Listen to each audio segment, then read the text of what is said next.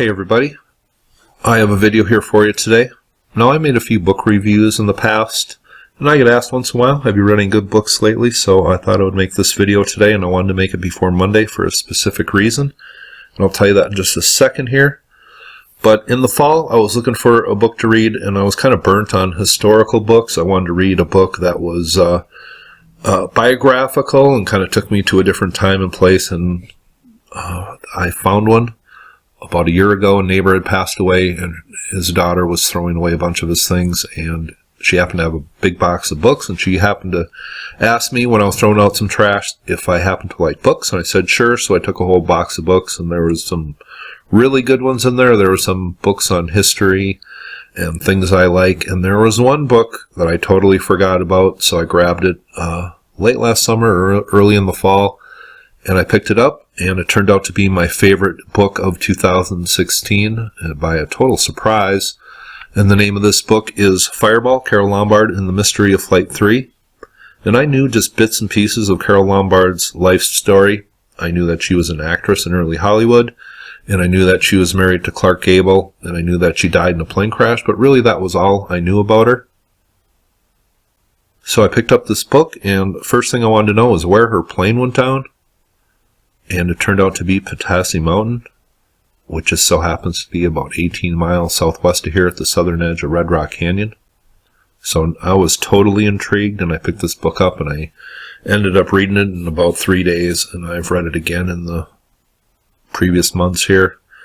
But it turned out to be my favorite book, and I'm just going to talk a little bit about it right now. Now, the first thing I kind of thought of when I read that the plane crashed into Potosi Mountain was how on earth did that happen?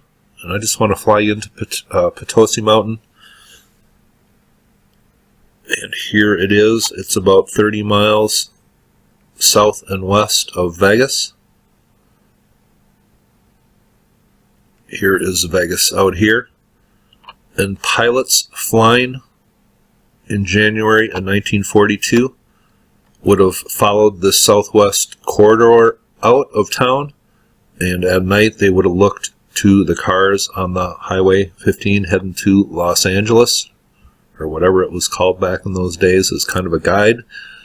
The beacons that kind of guided planes out of Las Vegas in January of 1942 were turned off at night because Pearl Harbor was bombed about a month prior to this. So the pilots kind of had to use their own experience and just some basic things that they knew to get out of town here and make sure they did not fly into a mountain, which happened, strangely, to Flight 3. Now, in the days and weeks and months after Flight 3 went down, there was some kind of crazy theories that this plane was shot down and Carole Lombard was on a bond-raising mission to places such as Indianapolis that were wildly successful. And remember, this is just a month or so after the Japanese bombed Pearl Harbor, and she was on a bond-raising mission, and she is classified as one of probably the first well-known person to die in service of her country. So I just wanted to point that out. And 1942, the beginning of 1942 was definitely a different time and place. News slowly leaked out, and there really wasn't any TV news at this time, and how people would learn of news from around the world were something called newsreels. And I just want to play the newsreel that came out about the death of Carole Lombard right now.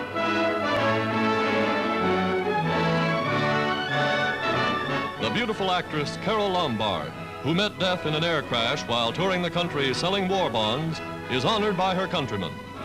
A giant new Liberty ship, the SS Carole Lombard, is named in honor of the star whose motion pictures were known around the world.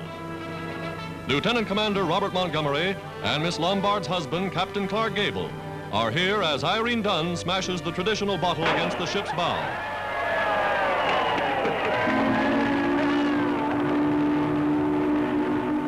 With this great merchant ship, the American people pay tribute to an ardent patriot.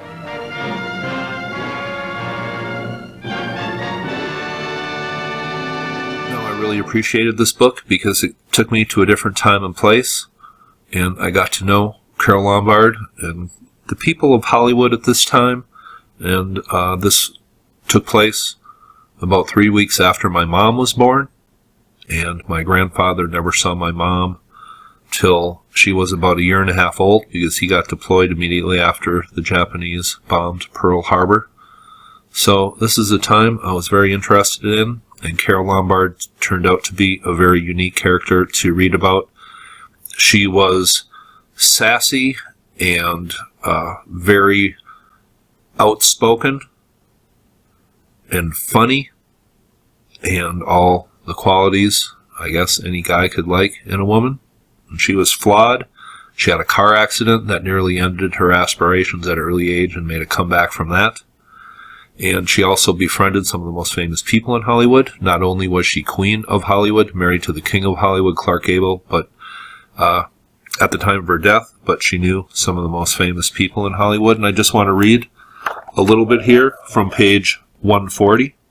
It says, "Now more than ever, she threw energy behind her causes. She had struck up a friendship with young RKO contract player Lucille Ball, who had been kicking around the studio in the smaller parts in A pictures and larger parts in B's for 5 years. RKO had made some important pictures and introduced Astaire and Rogers to the world, but more often had made bad business decisions that resulted in red ink. Ball would later quote Lombard as saying, 'Tell the sons of bitches to give you a break. You've got something. Tell them I said they're missing the boat again.' Lombard advised Ball to follow the comedic path and gave her the playbook on studio behavior, from how to negotiate off the casting couch to how to drop names. When Lucy married Desi Arnaz at the end of November 1940, the Gables threw a champagne supper for the newlyweds at Chasen's on Beverly Boulevard, and visits by Ball and Arnaz to the ranch in Encino would influence their decision to establish a home in the San Fernando Valley. Now I'm going to read from the beginning of the chapter, Hoping Against Hope. On the night of January 16th, 1942, calls were flooding the Las Vegas Sheriff's Office about a fire high up on Potosi Mountain. And from the mines around there, there had been reports of a low-flying plane and then a crash. It says, by 9 o'clock on the night of January 16th, 1942, telephone lines were lit up all over Las Vegas. The police had now received calls from the Blue Diamond Mine, from men working the trains in Ardennes, from several other citizens across the Las Vegas area, and from the constable down in Good Springs. Las Vegas police sent a response team directly to Blue Diamond, where police cars, ambulances with doctors and nurses, and even an army truck roared in with sirens screaming over Blue Diamond Road to the mine itself. And Dan Yanich and Ora Sawyer could watch the parade of rescue vehicles careen up the treacherous access road and pull to a stop in their facility. The pair stared blankly and pointed at the distant blob of flame 10 miles off to the south in the deepened night, and observed shocked reactions of the responders. Some of the first would-be rescuers stayed behind, including Las Vegas Mayor Howell Hal Garrison, who also happened to be the local undertaker, and others headed back to town. Now, that's how small the town Las Vegas was in 1942. The mayor was actually the undertaker also. Now I'm going to read from page 257. In the hours after the initial report of the plane crash, the fear and dread just grew and grew, and the unknown was the thing that was really getting to people. And Clark Gable, being Carole Lombard's husband, he could not sit still. He was just going nuts, basically. And he had to take a drive with a friend out in the desert just to be closer to the mountain. And I'm going to read here. Al took it easy on the drive. They followed the signs pointing the way to the Blue Diamond Mine and pulled off the road within the sight of the entrance to the facility. Before them loomed the Twin Peak Mountain that Gable knew so well now, knew by sight, the mountain that had swatted Ma out of the sky.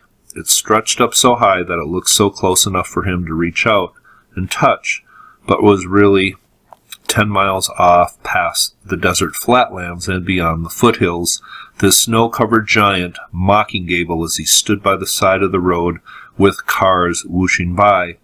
His mind was with her, and he didn't stop to consider the sight that might greet passer-by, the king of the movies standing by a car in the desert, lost and helpless, and anything but heroic.